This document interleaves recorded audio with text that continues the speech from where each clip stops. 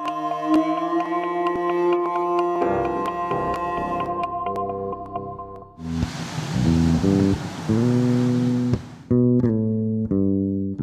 an international element to my writing always. The last play I wrote was bilingual in English and American Sign Language because I find language to be such a compelling lens into the human condition. And this play is also multilingual. They're also very layered and complex. I will own that. I'm Aditi Brennan Kapil, and I'm a playwright and a director and an actress, and I've been working in the Twin Cities for many, many years. And as a playwright, I guess I work nationally as much as I work locally.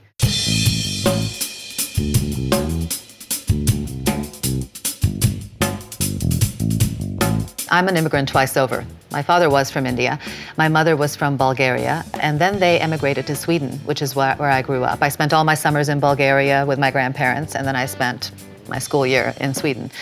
And then when I went to college, I came here. I went to McAllister College, and then I got married and I remained. So I'm an immigrant of several stages and an immigrant by birth, too. Scene 15, the big at the top of Ship Call, is that the partnership that then didn't work? Yes. I was trying to give you a little context there, but it doesn't have to be there. We could probably find a way to kill it.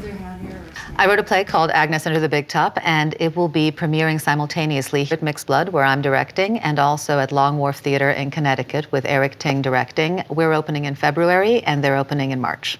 But the rehearsal processes start on almost the same day. So right now, we're all together at the Playwright Center, and we're trying to get the script finalized. It's your destiny to move the world, my father said. You just need to find your path. I'm finding my path, and then boom! It's a play about immigrants in a U.S. city, and it's a play about the ways in which we change when we change where we are, when we move from one place where we are a certain kind of person to another place where all of a sudden everything around us tells us that we're a different kind of person. Archimedes said, "Give me a place to stand and a lever long enough, and I will move the world." You ever hear that? Well, look at me. A lot of this play comes for me from just my thinking about the immigrant experience, from how I feel myself be recontextualized when I get on a plane in Sweden and I leave and I land in Minneapolis.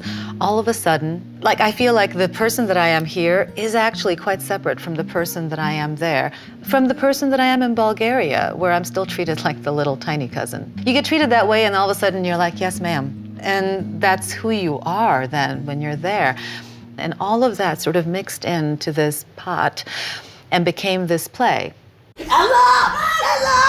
Damn birds. Rosa, shut you talk too much, man.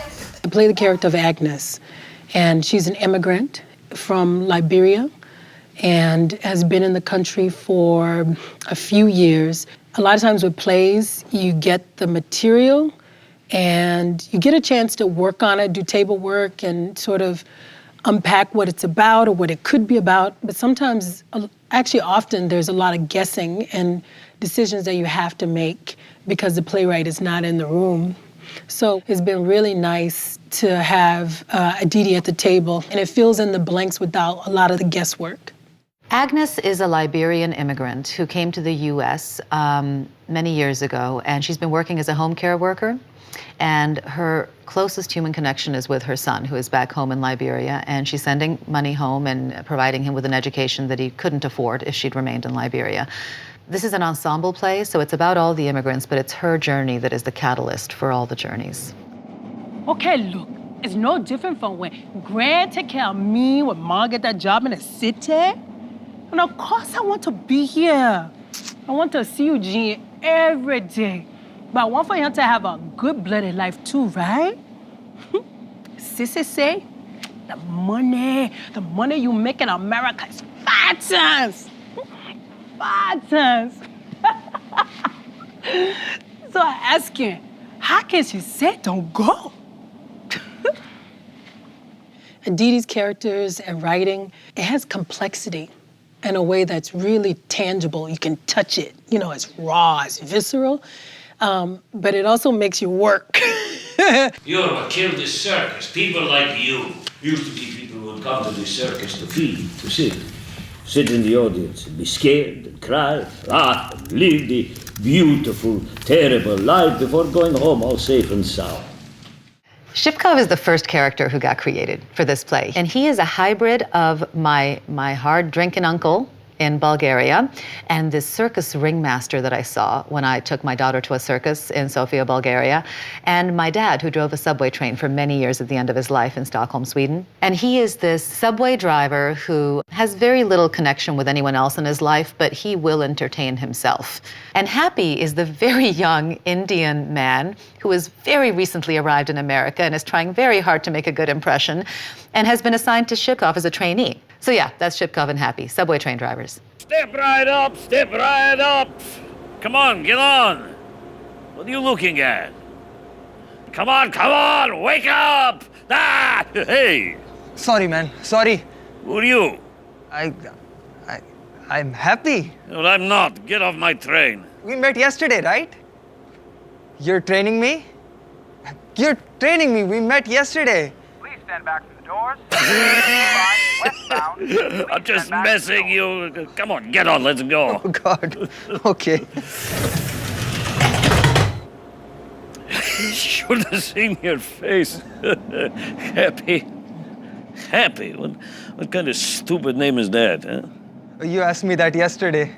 It is my nickname, not my real name. When I was a baby, my mother said I was. Whatever, right? You tell your mother she should name you something good, like Rich. Richie Rich. Okay. I got lucky enough to have an artistic home here. Almost immediately after graduating from college, Jack Ruler, the artistic director of Mixed Blood, cast me in something.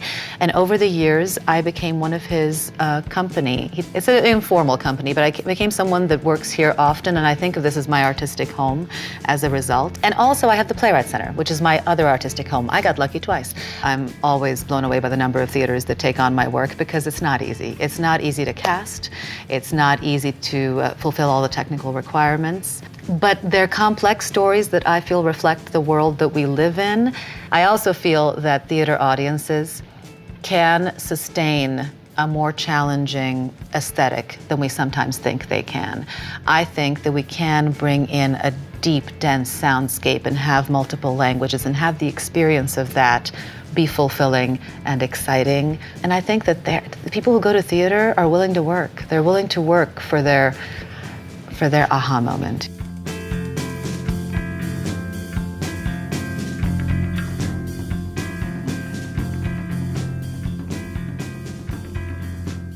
Minnesota Original is made possible by the Arts and Cultural Heritage Fund and the citizens of Minnesota.